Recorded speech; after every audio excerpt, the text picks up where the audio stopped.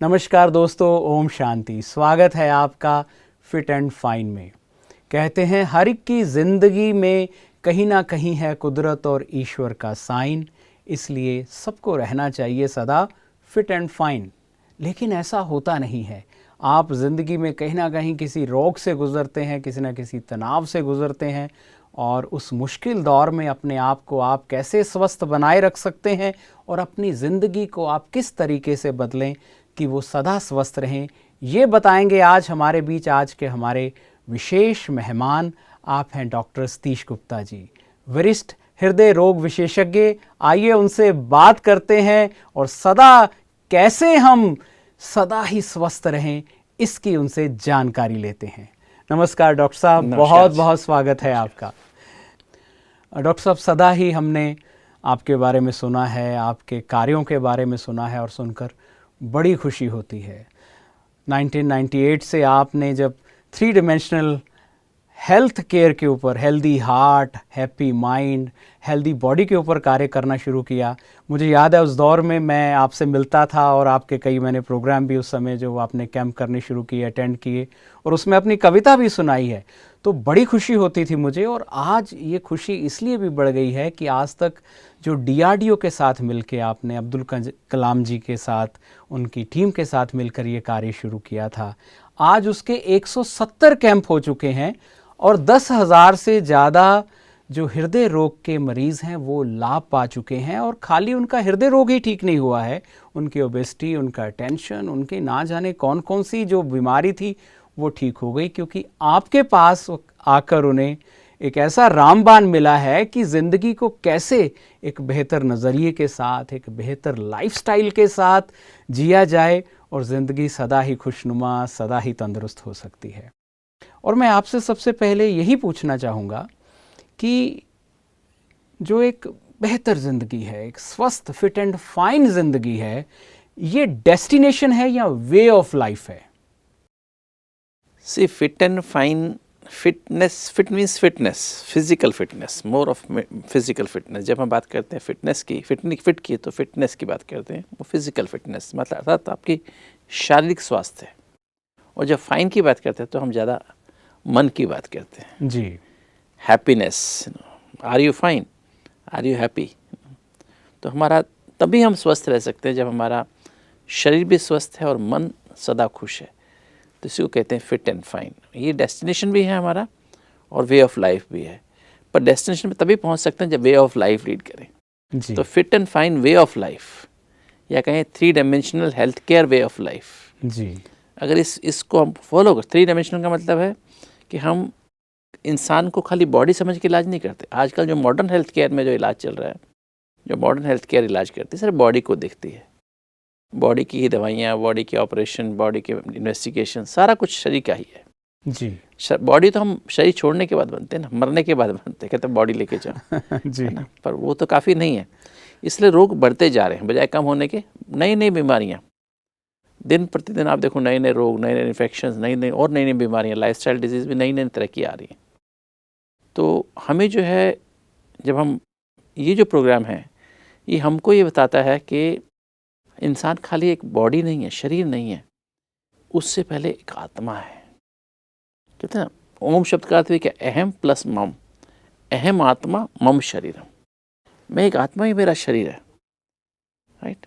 जैसे कोई serious patient hospital में आता है जी, उसको डॉक्टर्स बचाने की कोशिश करते हैं और बचा नहीं पाते हैं। पूरी टीम मिलकर, डॉक्टर्स की और नर्सेस की टीम कोशिश करती है, तो डॉक्टर थोड़ी देर के बाद बाहर आता है। पेशेंट के रिलेटिव्स बहुत देर से वेट कर रहे होते हैं, तो बड़े उनके अंदर एक स्थिति ऐसी होती है। तो डॉक्टर क्या कहता है, I am sorry, we tried our best, he has gone और शी हैज़ गॉन। जो आपका था वो चला गया, टेक द बॉडी। 1 घंटे पहले वो आया था पेशेंट और अभी 1 घंटे के बाद क्या जा रहा है, बॉडी। क्या निकल गया बीच में से, पेशेंट आया था जी, बॉडी बन गया। क्या निकल गया, रूह निकल गई, आत्मा निकल गई, एनर्जी निकल गई। इसलिए भारत में कहते हैं ना, पाप आत्मा, पुण्य आत्मा, महान आत्मा, धर्म आत्मा, है ना। ये नहीं कहते पाप शरीर, पुण्य शरीर, महान शरीर, ऐसे तो नहीं बोलते ना। तो ओम शब्द का अर्थ भी यही कहते हैं, human being, I am a being with the human body. I the being nourish this body. जो मैं शब्द है वो कहाँ से आया? मैं शब्द जो है ये आत्मा के लिए यूज हुआ जी। तो आत्मा, मन और शरीर, तीन चीजें हैं इंसान की, तीन डायमेंशंस हैं इंसान की। मन भी मेरा, शरीर भी मेरा। जैसे हम कहते हैं मेरा मन जी, मेरा शरीर, पर किंतु ये नहीं बोलते मेरी आत्मा। मैं आत्मा हूँ और ये मेरा शरीर है और ये मेरा मन है। मेरा मन आज बहुत चंचल हो रहा है, बहुत भाग रहा है ना, तो मेरा मन। तो आत्मा मन से, मन एक मीडियम है, मन के माध्यम से शरीर को नरिश करती है 7 ऊर्जाओं से, 7 आध्यात्मिक ऊर्जाओं से, स्पिरिचुअल एनर्जी से। जी जी जी जी।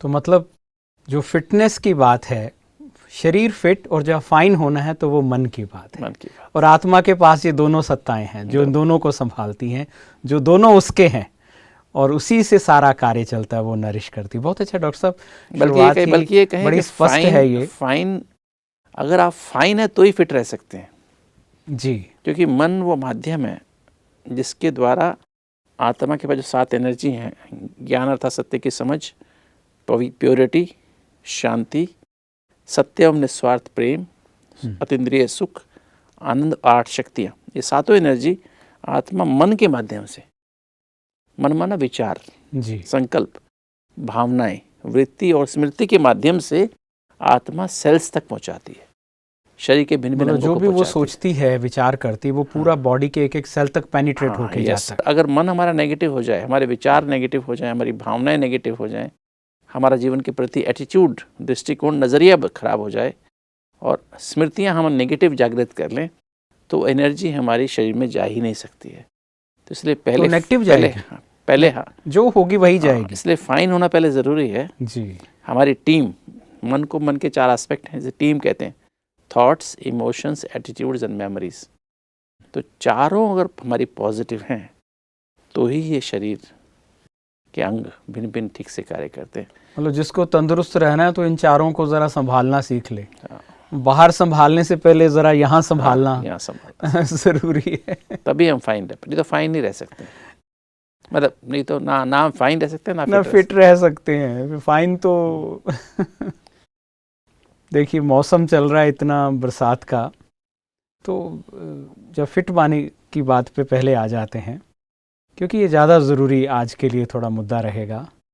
बहुत लोग बीमार हैं, कहीं जाते हैं कुछ ना कुछ ले आते हैं, मौसम का भी कुछ ऐसा असर है, कुछ लोगों से मिलने जुलने का कुछ असर हो जाता है, तो कई तरह के फीवर आजकल चलते हैं। तो ये बरसात के मौसम में बड़ी ज़रूरी है संभाल, क्योंकि कहते हैं जो बैक्टीरियाज होते हैं उनके लिए मौसम जन्नत होता है। वो ग्रो ऐसे करते हैं जैसे उनके लिए जन्नत है, बहुत फास्ट। तो शायद सारे साल में यही मौसम ऐसा होता होगा जो सबसे ज़्यादा संभाल मांगता है। कुछ जो पानी से संबंधित रोग होते हैं वो भी बड़ी जल्दी पैदा हो जाते हैं। तो डॉक्टर साहब, आप ओवरऑल हेल्थ के बारे में जानते हैं, ओवरऑल जो है विशेषज्ञ हैं, तो कैसे इस मौसम में खुद की संभाल की जाए? वैसे तो ये जो हर साल ही बीमारी चलती रहती हैं जी, पर विशेषतः जब बरसात के, जैसे आपने भी कहा, बरसात के मौसम में क्योंकि अचानक से गर्मी के अंदर बरसात शुरू होती है, फिर ह्यूमिडिटी होती है, उमस भर जाती है और उसके बीच में ये वायरस के लिए बड़ा फर्टाइल मौसम है। जी, जो वायरसेस होते हैं डिफरेंट, जो स्पेशली जो हमारे नाक और गले में रहते हैं, इसकी जो रेस्पिरेटरी ट्रैक्ट में रहते हैं और इवन लंग्स तक भी असर करते हैं। तो ये जो चीज़ है जो इसको बहुत जल्दी मतलब जो है वो इन्फेक्शन हो जाता है, क्योंकि हमारे जो इन्फेक्शन प्लस ये ट्रांसमिसिबल है जी, क्योंकि हम जब भी स्नीज़ करते हैं या कफिंग होती है, गला ख़राब होता है, तो एक दूसरे से वायरस ड्रॉपलेट्स के रूप में फैलता है। ओके, जब खांसी करेंगे या छींक आएगी तो उसमें से बहुत माइक्रो ड्रॉपलेट्स निकलते हैं और वो जिसको भी टच करेंगे वहाँ भी इन्फेक्शन हो जाएगा। इवन आपके जो जैसे आपके हाथ हैं या और कोई भी चीज़ को आप टच करते हैं वहाँ वायरस छोड़ देते हैं।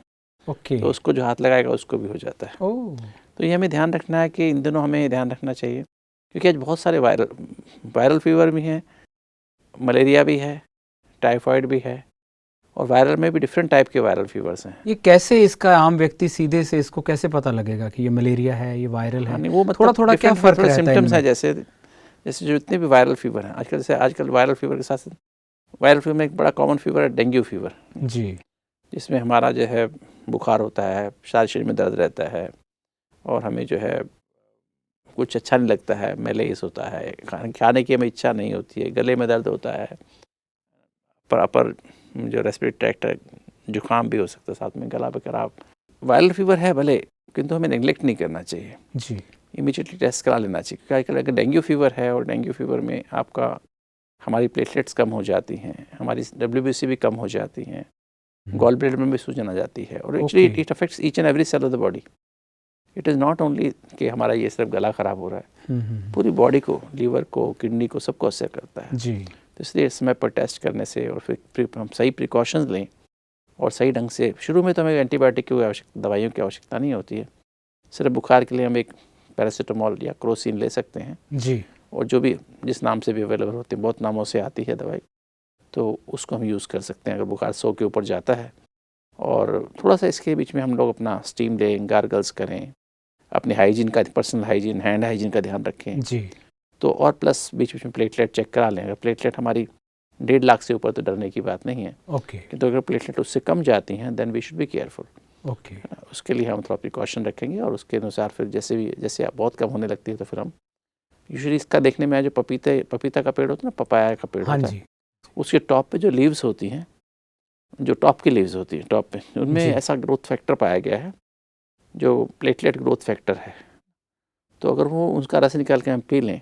कितना पीना होता है डॉक्टर साहब? मैंने कड़वा किसी होता को है। देखे गिलास पीते देखा नहीं, पिछले गिलास साल, नहीं, बस वो एक बीमार हो गए, उनको नहीं, लूज मोशन लग गए। नहीं, सिर्फ एक ही चम्मच काफ़ी ओके। होता है। ये थोड़े से जरूरी है कि एक चम्मच पानी में घोल के या नहीं, ऐसे भी ले जब सकते हैं? पपीते के पत्ते को मतलब उसको हम पीस लें, जी। एक ही पत्ता, बस थोड़ा छोटा इतना सा पत्ता भी काफ़ी है, जी। पीस के उसमें बस ऐसे डाल लें। और कड़वा थोड़ा सा होता है, उसमें तो शहद मिला सकते हैं। ओह, और गुड। वो 1 चम्मच सुबह शाम, 2 चम्मच सुबह शाम ले लें तो that is good enough. It has been documented कि पपाया के जो पत्ते होते हैं, फ्रेश लीव्स, मैं समझ पुराने वाले लीव्स नहीं, जी। उन्हीं में वो ग्रोथ फैक्टर होता है। तो वो थोड़ा सा अगर रेगुलर हम ले लें, और प्लस हम लोग थोड़ा सा गार्गल्स हैं, स्टीम है, जैसे मैंने पहले भी कहा, थोड़ा सा जो आम बातें हैं जो हम घर में अदरक, तुलसी का पत्ता इस्तेमाल करते हैं वो भी कर लें। बाकी अगर हमें 3 दिन हो जाते हैं इन्फेक्शन हुए और फिर हमारा रिलीफ नहीं हो रहा तो we should consult a doctor and we should get our blood test done और उसके अनुसार फिर जो फिर फर्दर इस स्टेज पे अगर 3 दिन में भी आपको रिलीफ नहीं मिल रहा और आप बेटर महसूस नहीं कर रहे हैं, कई बार वायरल कंडीशन थोड़ी और last 5 to 7 days also. Okay. उसमें हमें मेन हमारा यही रहता है कि हमें जी। और हम रेस्ट करें, रेस्ट इज बेस्ट। कौन सी स्टेज है कि व्यक्ति को तुरंत डॉक्टर के पास पहुंच जाना चाहिए या नहीं, हॉस्पिटल मतलब पहुंच जैसे जाना चाहिए? अगर हमारी बॉडी पे कुछ चकते आ रहे हैं, लाल लाल रंग के चकते आ रहे हैं, गले में आ रहे हैं, कहीं से ब्लीडिंग होनी शुरू हो जाए, गम्स में से ओके। कहीं से ब्लीडिंग हो, क्योंकि इसमें प्लेटलेट कम हो जाती हैं तो ब्लीडिंग होनी शुरू हो सकती है। नहीं हो पाती है हाँ, इसमें फिर। वो प्लेटलेट्स कम होने से हमारे अंदर जगह मुख में ब्लीडिंग हो सकती है, आंतों में ब्लीडिंग हो सकती है और फिर हमें टेस्ट करा लेना चाहिए, क्योंकि अगर ऐसा लगता है तो कोई भी ऐसा सिम्टम नजर आए तो तुरंत फिर एक्टिव हो जाना चाहिए। और बाकी आम वायरल फीवर तो नॉन स्पेसिफिक वायरल फीवर बहुत सारे होते हैं, उसके लिए तो यूजुअली ठीक हो जाते हैं बाय 3rd और 4th डे। और नहीं तो एंटीबायोटिक अगर लगे गला खराब हो रहा है, पीले रंग का बलगम आ रहा है, कुछ ऐसा हो देन इसका मतलब लंग्स में थोड़ा इन्फेक्शन आ गया है, जी, अपर रेस्पिरेटरी ट्रैक्ट में इन्फेक्शन आ गया तो फिर हमें एंटीबायोटिक्स लेनी पड़ती हैं। और इसमें एक और चीज़ है, कोई डॉक्टर साहब आजकल कई लोग एंटीबायोटिक्स थोड़ा सा परहेज करते हैं, बहुत ज़रूरी हो तभी लेना पसंद करते हैं। नहीं, हमेशा ऐसा नहीं कि एंटीबायोटिक और उनका कुछ अल्टरनेटिव है घर में अगर वो कुछ ले सके? बताया, कुछ कॉमन बातें बताई ना मैंने आपको। जी जी। अदरक है, तुलसी का पत्ता है, हल्दी है, वो यूज़ कर सकते हैं। और एंटीबायोटिक जहाँ जरूरी है वहाँ लेनी चाहिए, ऐसा इट इज़ नॉट हार्मफुल। जहाँ जरूरी वहाँ लेनी ही चाहिए। It is not harmful, but अगर misuse of antibiotics, overuse of antibiotics, ये समझ बहुत ज़रूरी है कि उसका ओवर यूज़ आपके लिए हानिकारक है। ओवर द काउंटर जाके हम खरीद के और शुरू कर दें, नहीं, डॉक्टर की सलाह से हमें यूज़ करना चाहिए। फिर आजकल क्योंकि आज कोविड अभी पिछले 3 साल से 2.5-3 साल से कोविड का इन्फेक्शन लगातार चले जा रहा है, जी जी, तो उसमें भी हमें केयरफुल रहना चाहिए। कोविड का, इसमें कोविड भी पॉजिटिव हो सकता है, क्योंकि उसमें भी सेम सिम्टम, सोर थ्रोट होता है, फीवर होता है, हेडेक होती है और बॉडी में इस तरह के फीचर्स आते हैं। तो अगर वो भी हमें कभी अगर ऐसा लगे, अगर ये परसिस्ट कर रहा है, 5वें दिन अगर 5वें दिन नहीं ठीक हो रहा है तो बेटर गेट ए RT-PCR डन ऑल्सो। और बट अपने आप को आइसोलेट कर लेना चाहिए, भले सिंपल फीवर भी है ना, तो आइसोलेट करके तो घर के मेंबर्स और दूसरे मेंबर्स को ना फैले, ये हमें ध्यान रखना बड़ा है। मैंने देखा है कि एक से दूसरे को तीसरे को, मतलब इसमें बहुत सारा परिवार ही बेड पे होता है। इसमें चिकनगुनिया हो जाता है, इसका इस तरह के वायरल फीवर के बहुत सारे नाम हैं, मतलब और बहुत सारे तो नॉन स्पेसिफिक हैं जिनका कोई नाम की बात ही नहीं है। तो इसलिए हमें ध्यान रखना चाहिए। बाकी हाँ, मलेरिया में ठंड लग के आता बुखार। अच्छा। मलेरिया में टाइफाइड इंटरमिटेंट फीवर होता है, मतलब दिन में एक बार कम ज़्यादा होता रहता है, वीकनेस आती जाती है, भूख में डिफरेंस आता है, आंखों में कुछ आप देख सकते हैं, पेट में कुछ प्रॉब्लम्स आ सकती हैं जी। तो वो टेस्ट कराने से जब हम तीसरे दिन दूसरे दिन देखते हैं तो उस डॉक्टर के पास जाना चाहिए। तीसरे दिन हमें डॉक्टर के पास चले जाना चाहिए, and we should consult a doctor and find out कि what type of fever it is, typhoid है, मलेरिया है। मलेरिया का भी सिंपल लक्षण जैसे बताया मैंने, और टाइफाइड, ये दूसरे जो हैं अपने डेंगू का, और भी डिफरेंट कई तरह के फीवर्स हो सकते हैं। तो हमें देख लेना चाहिए कि इसमें कुछ और तो नहीं, हमको सीरियसनेस मिस तो नहीं कर रहे हैं। कई बार निमोनिया, ओल्ड एज है तो निमोनिया हो सकता है, बच्चों को निमोनिया हो सकता है, बहुत जल्दी निमोनिया हो जाता है, तो उनको हमें देखना चाहिए। स्पेशली जिनको डायबिटीज़ है और कोई इम्यूनोसप्रेसिव ड्रग्स खा रहे, कैंसर हो चुका है, उसकी दवाइयाँ, कीमोथेरेपी चल रही है, या और ऐसी कोई बीमारियाँ हैं जैसे लंग्स की, किसी को दमे की बीमारी किसी को है, या किसी को और ब्लड प्रेशर हाई रहता है, या किसी को गठिया की बीमारी साथ में है, SLE है, लूपस एरिथेमेटोसिस है, मतलब इस तरह की जो कुछ ऐसी कॉमन कोमॉर्बिडिटीज़ हैं। अगर आप HIV पॉजिटिव हैं, या कुछ ऐसा कुछ भी आपको ऐसी कोई प्रॉब्लम है जिसके कारण आपकी इम्यूनिटी कम हो जाती है, तो उस समय आपको अधिक प्रिकॉशन लेनी चाहिए और इमीडिएटली डॉक्टर को कंसल्ट करना चाहिए। मतलब उसमें आप परहेज ना करें कि किसी तरह का वहम ना करें, या किसी तरह की भी देरी ना करें, किसी और चीज़ों में ना जाएं। अगर आपको लग रहा है कि थोड़ा भी हुआ तो बाहर नहीं आ रहे तो कांटेक्ट करके एंड बिकॉज बिफोर, कहते हैं चिंगारी जब तक है तो इसको ख़त्म कर दें, बिल्कुल आग बने इसके पहले ही ख़त्म कर दें चाहिए। और डॉक्टर साहब, ये तो हो गया, जैसे अब होने से ना हो तो क्या क्या संभाल रखें इस मौसम में? बेसिकली इन दोनों यही ध्यान रखना, गर्म के ऊपर हम ठंडा ना लें। ओके। अधिकतर हम क्या करते हैं, गर्म खाना खाया, ऊपर से ठंडे पानी से कुल्ला कर लिया। लोगों को आइसक्रीम खाने का भी शौक आता है इस मौसम में, शौक भी आ जाता है। तो मतलब कई बार हमें थोड़ा सा केयरफुल रहना चाहिए इस मौसम में। हमें थोड़ी सी प्रिकॉशन, जैसे सोने के पहले ब्रश करना, गार्गल्स कर लेना लिस्ट्रीन से, या जो भी कुछ सिंपल एंटीसेप्टिक गार्गल्स होते हैं वो कर लेना, ब्रश करके सोना, अपने दांतों की मुख की सफाई रखना, और अपने फोमाइट्स जो होते हैं, मैं बताया ना, जगह जगह हाथ लगा लेते हैं, तो साबुन से बार बार हाथ धोते रहना। जी। प्रॉपर टेक्निक से अच्छे से हाथ धोएं। 20 सेकंड साबुन हमारे हाथ में लगा रहे, ओके, ताकि वो वायरस से बैक्टीरिया जो भी है वो मर जाए। 20 सेकंड लगते हैं मरने में। कई बार हम क्या करते हैं, यूँ हाथ साबुन लगाया थोड़ा सा, बस यूँ कर मैं भी कई बार शायद ऐसे 5 सेकंड में ही हाथ धो लेते हैं। मुझे लगता है कोई गीत गाना शुरू करना चाहिए उसका, जब तक ऊपर की 2 लाइनें अच्छी तरह पूरी ना हो जाए तब तक 20 सेकंड साबुन लगा रहे तभी वो इफेक्टिव है। ऐसे खाली फॉर्मेलिटी से काफ़ी नहीं होता। मैंने देखा विदेशों में बच्चों को जब हाथ धुलाई करना सिखाते हैं तो उनको बताते हैं गा के कि ऐसे यहाँ से साफ करो, यहाँ गीत के साथ, ताकि उनको आदत पड़े। कम से कम 20 सेकंड से ज़्यादा होना चाहिए। क्योंकि साबुन हाथ धोना सबसे अच्छी टेक्निक है।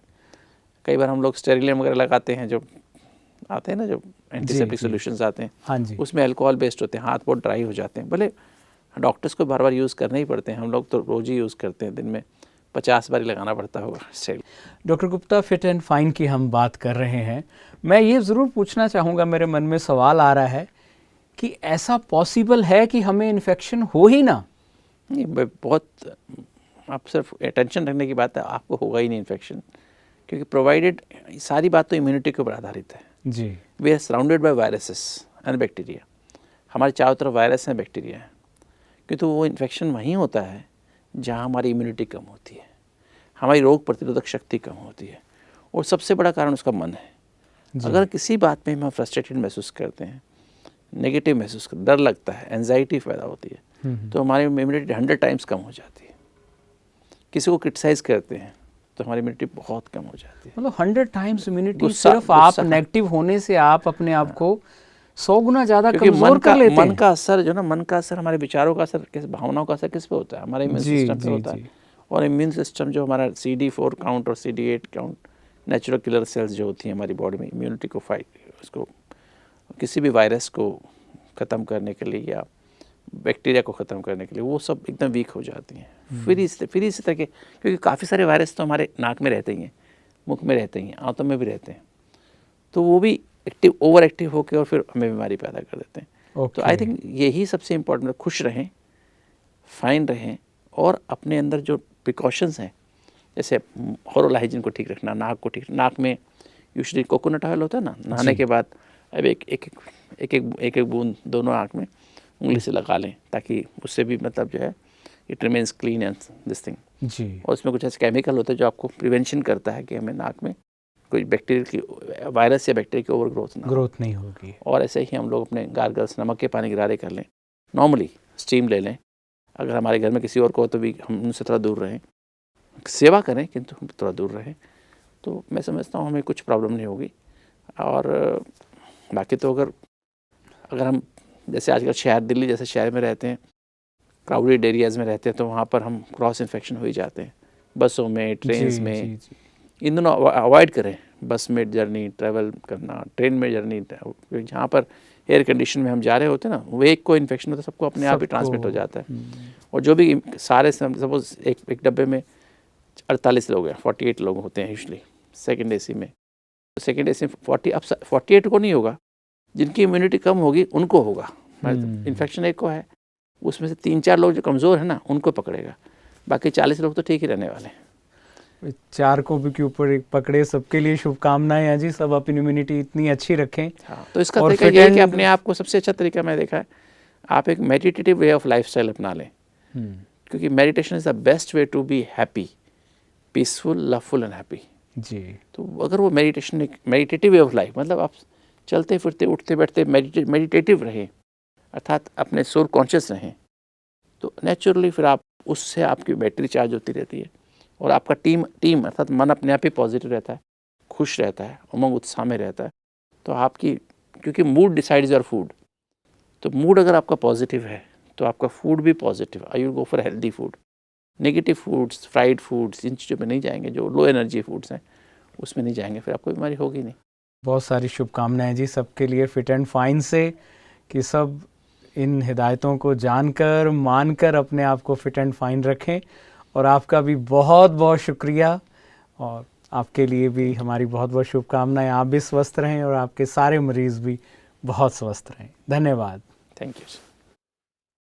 खुश रहिए, मन को प्रसन्न रखिए, वो सबसे बड़ी दवा है। आप मन से सदा अगर फाइन है तो शरीर से आप फिट रह सकते हैं। मोटिवेट हम आपको करते रहेंगे यूं ही, बस आप अपनी आदत सिर्फ बना लीजिए कि मुझे ये कौन कौन सी अच्छी आदतें अपने जीवन में धारण करनी है, कैसे अपने आप को सदा स्वस्थ रखना है, तो बेहतर से बेहतर फिट एंड फाइन ज़िंदगी आपका कर रही है इंतज़ार।